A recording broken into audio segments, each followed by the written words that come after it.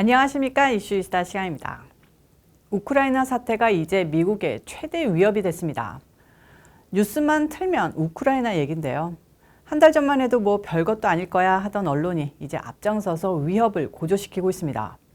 이거 왠지 미국에 당면한 현안들, 무시무시한 물가 폭등과 경제 위기를 가리려는 물타기 전략, 미국식 부풍 전략 아닌가 싶기도 합니다만 저희가 줄기차게 전해드린 바대로 우크라이나 위기는 심각합니다. 드디어 트럼프 대통령도 나서서 바이든에게 사태 해결을 촉구했는데요. 대통령은 오늘 보수 방송인 루 답스가 진행하는 그레이트 아메리카 쇼 팟캐스트에 인터뷰 출연해 우크라이나 사태에 관한 입장을 표명했습니다. 대통령은 이번 우크라이나 사태를 잠재적인 제3차 세계대전으로 확대시킨 원인을 북대서양 조약기구 나토의 문제라고 지적하면서 자신이 대통령직에 머물러 있었더라면 결코 이런 일이 발생하지 않았을 것이라고 강조했습니다. 대통령은 아프간 철군에서 확인된 바이든 정부의 외교력 결여가 러시아와 중국이 미국을 우습게 보는 결정적 계기가 됐다고 지적했는데요. 러시아가 우크라이나를 치든 중국이 대만을 치든 결국 바이든 정부는 뒷짐진 채 아무것도 할 수 없는 뒷방 놓친네라고 생각한다는 겁니다. 대통령은 그들은 우리 미국을 보고 비웃는다, 큰 소리로 웃고 있다면서 우리에 대한 존경심이 사라졌는데 이건 모두 바이든 탓이다라고 밝혔습니다. 특히 현재의 우크라이나 사태를 나토의 문제라고 규정했는데요. 미국의 안보를 맡기면서 우리의 국력을 축내던 나토는 중국만큼이나 미국에게 골칫거리라고 말했습니다.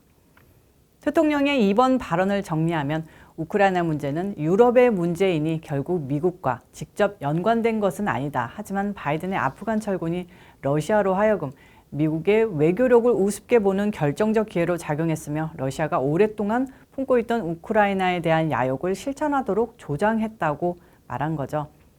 거기에다 바이든 행정부가 지금 3차 대전으로까지 우크라이나 사태를 확대시킬 가능성을 내비치는데 우크라이나 사태는 나토, 유럽의 문제이니까 나토와 러시아 사이에서 해결하도록 도와야지 미국의 개입과 체면 문제로 사태를 걷잡을 수 없이 키우면 안 된다는 식으로 말씀한 겁니다. 이런 가운데 우크라이나의 전쟁이 벌어지는 상황이 벌어지면 마지막에 웃는 자가 누가 될 것 같으십니까? 바로 중국이 이번 사태의 최종 승자가 될 것이라는 의견이 미국 우파에서 커지고 있습니다. 현재 미국이 러시아가 우크라이나를 침공하면 북한급의 최고 수위 경제 제재를 러시아에게 실시할 것이라고 밝혔는데요. 러시아는 북한과 같이 조그만 나라가 아닙니다.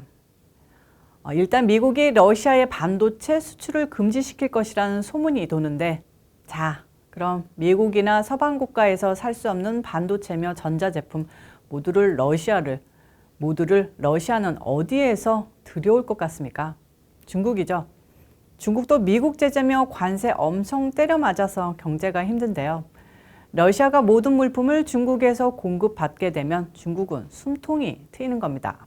그리고 두 나라 달러로 서로 결제하지 않고 중국 돈으로 상품 거래하겠죠. 이렇게 우크라이나에 전쟁 벌어지면 중국 경제 회생하고 달러 지위 흔들리며 중국 돈이 위세 떨치고 결국 살아나는 건 중국이 되는 겁니다. 한마디로 바이든 정권이 시진핑과 푸틴 합작에 놀아나는 꼴 될 수 있다는 얘기인데 정말 바이든은 어떻게 용을 써도 자살골에 미국의 엄언짓만 하게 되는 것 같습니다. 다음 소식입니다. 지난해 12월에만 미국 남부 국경을 통해 불법 이민자들이 몇 명이나 들어온지 아십니까? 총 17만 186명입니다. 정말 엄청난 숫자 아닙니까? 웬만한 중소도시의 인구인데요. 한 달에 이만큼 남미 사람들이 국경을 통해서 들어온 겁니다. 이 같은 숫자는 1년 전보다 139% 증가한 건데요. 한마디로 바이든의 미국을 그냥 들어가면 받아주는 만만한 천국이라고 보는 거죠.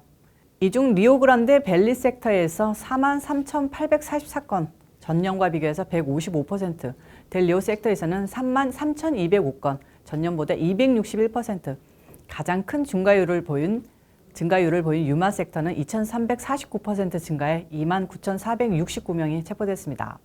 총 17만 명 중 동반자 없는 어린이 수는 11,743명, 가족들이 함께 넘어온 경우는 43,312명, 일반 성인은 10만 9,131명을 차지했습니다. 이 중 체포된 불법 이민자 숫자는 총 7만 1,141명이라고 하는데요. 이들이 국경을 넘어오면서 꽃땡 전파에 영향을 주는 것도 큰 문제입니다.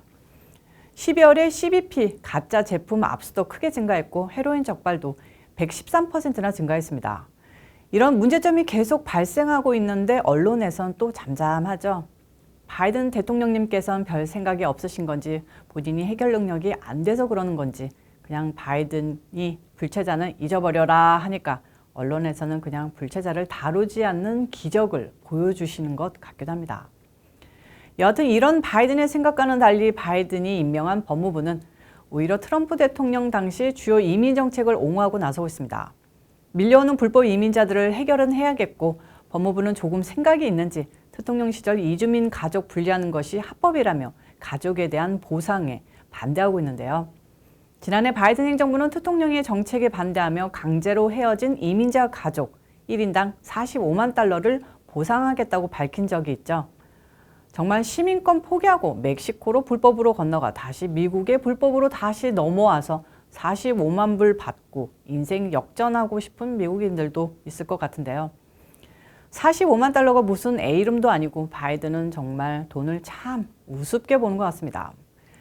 미국 시민자유연맹 ACLU는 정부를 상대로 손해배상 청구 집단소송을 제기하고 있지만 법무부는 보상금은 불법 유인자를 늘릴 것으로 추정하기 때문에 45만 불 보상이 실시되는 그럴 일은 없을 것이라는 입장입니다. 한마디로 바이든의 법무부가 바이든의 입장을 정면으로 반박하는 셈인데요. 법무부도 윗대가리 헛짓에 도저히 참을 수 없다고 선을 긋는 것 같습니다. 오늘 속 터지는 뉴스 3연타로 전해드리게 돼서 죄송한 마음인데요. 마지막 소식 하나 더 전해드리겠습니다. 남북 전쟁 때 남부 독립을 지지했던 정치인들의 출마를 막기 위해 만들어진 수정헌법 조항이 대통령 충성파 정치인들의 발목을 잡는 도구로 사용될 가능성이 커졌습니다. 소식 알아보면요. 노스캐롤라이나주 선거관리위원회 공화당 소속인 매디슨 커선 연방하원위원회 후보 등록을 금지해달라는 요청이 접수됐습니다. 이 지역 좌파 법조인들이 단체로 낸 후보 등록 금지 요청의 근거는 폭동이나 반란에 관여한 경우 공직을 맡을 수 없다고 규정한 수정헌법 제14조 3항이라고 합니다. 이 조항은 남북전쟁 종료 3년 후인 1868년 만들어졌는데요. 마지막으로 적용된 것은 1920년이라고 합니다. 당시에는 미국의 1차 대전 참전을 강력히 비난했던 좌파 정치인 빅터 버거가 위스콘신주 연방하원의원 선거에서 당선됐지만 반란을 선동했다는 이유로 취임하지 못했는데요. 이걸 지난 1월 의회 땡땡 사태 당시 대통령 지지자들의 행동을 용기 있다고 밝혔던 일부 대통령 충성파 정치인들을 올가매기 위한 수단이 되는 겁니다. 이중 커선 의원은 1월 6일 당시 집회에 참석해 연단에서 땡땡 선거 관련 소신 발언을 했고요. 트위터에 지금은 싸워야 할 때라는 글을 올렸습니다. 그것들 얘기는 이게 반란 선동이라는 겁니다. 아주 욕이 절로 나오는 해변의 아들들 아닐 수 없습니다.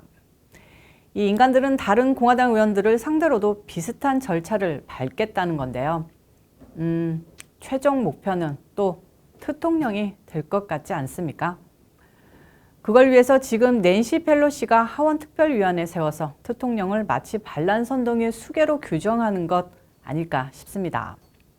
언론은 커선 의원이 표적이 된 것은 당시 발언과 함께 노스캐롤라이나주의 법률 특성도 작용한 것으로 분석했는데요.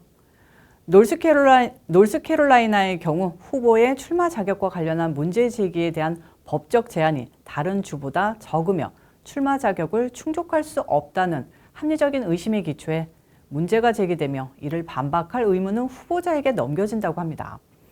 이에 따라 커선 의원은 자신이 반란을 선동한 것이 아니라는 점을 증명하고 선관위가 이를 인정해야 11월 선거에 출마할 수 있게 되는데요. 무슨 공산당식 자아 비판도 아니고 아주 더럽습니다. 오늘 나쁜 소식 3연타로 들으시니까 속상하시죠? 기운 한번 북돋아 드리기 위해서 변신 한번 해보겠습니다. 반짝이 의상 입고 돌아다닐 수는 없지만 항상 마음속에 반짝거리는 기운 항상 간직하시고요. 무슨 일이 벌어지든 지구는 돌아가는 것 아니겠습니까?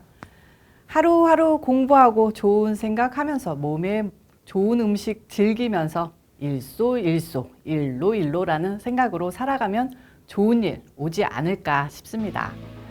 오늘 이슈 일사는 여기까지입니다. 시청해 주셔서 감사합니다. 오늘도 변함없이 좋아요와 구독 꾹꾹 눌러주시고요.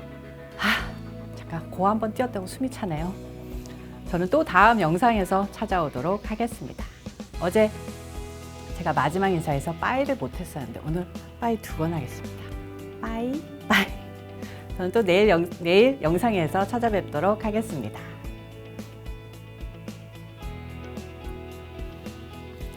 오늘 나쁜 소식 3연타로 들으시니까 속상하시죠?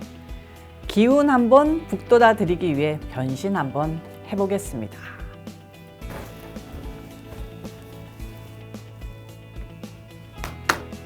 어떡하지?